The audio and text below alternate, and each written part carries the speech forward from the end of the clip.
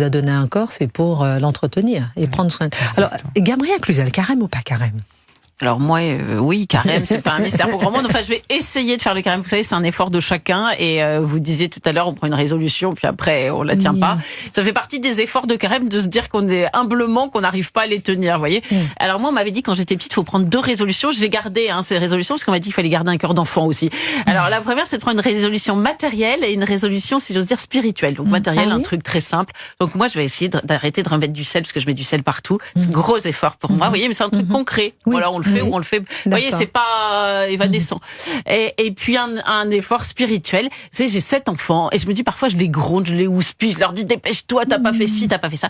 Je m'efforçais de faire, lâcher prise, de dire quelque chose de positif à chacun de mes enfants chaque jour. Wow. Ah oui. Voilà. D'ailleurs, ils ont appelé au standard de repas. Ils attendaient plus longtemps. 7 choses positives par jour, quand même, faut les trouver. Ah ouais, faut les trouver. Donc vous dites une résolution matérielle et une spirituelle. Voilà. Une bonne idée, hein. Et qu'est-ce que ça, oui, c'est une bonne idée. Et qu'est-ce que ça représente effectivement pour les catholiques de façon générale, Gabrielle Cluzel? Ce moment-là, ce moment de carême. Le carême, c'est un chemin de conversion vers Pâques. Je peux pas vous dire mieux. Donc on s'associe aussi ces efforts, c'est quand même aux souffrances du Christ, hein, c'est-à-dire convertir son cœur, lutter contre son corps, vous voyez, lutter contre soi-même, c'est-à-dire quand vous prenez pas de sel, c'est pas votre confort, voilà, quand vous aimez le sel.